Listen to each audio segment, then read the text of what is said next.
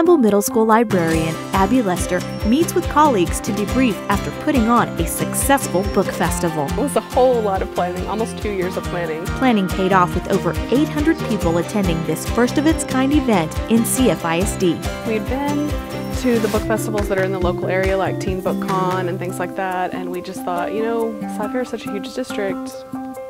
Why don't we do this for our kids? 2 books helped fuel their decision for a festival. We had read Wendell Van Drenen's book, The Running Dream, which was very inspirational to us, and we just thought we would love for our kids to read a book like this that is about someone who can really take a difficult situation in life and make something of it. The second was from an author with a pretty interesting story. Shortly after that, we met Tim Green at TLA, and his new book was very similar. It was about a kid who's in the foster care system, and then just when things start to look good, he keeps getting more and more setbacks, and so, but he doesn't give up. The book is called Unstoppable, and we really thought, okay, it's like destiny. Like, these 2 books came together, one's about a girl, one's about a boy.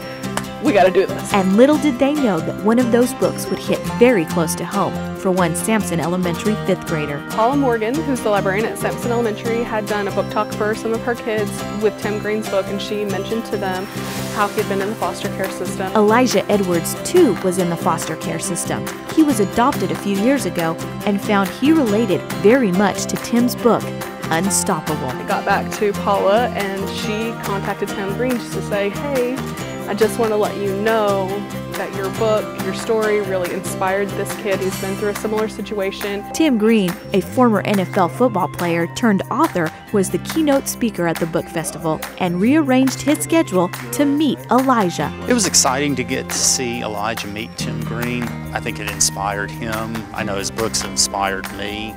But it was very neat and special for him to get the opportunity to get to come and visit with him and learn the story behind the book. It was good. I also got to see why he wrote the books, and that changed my whole point of view about the story.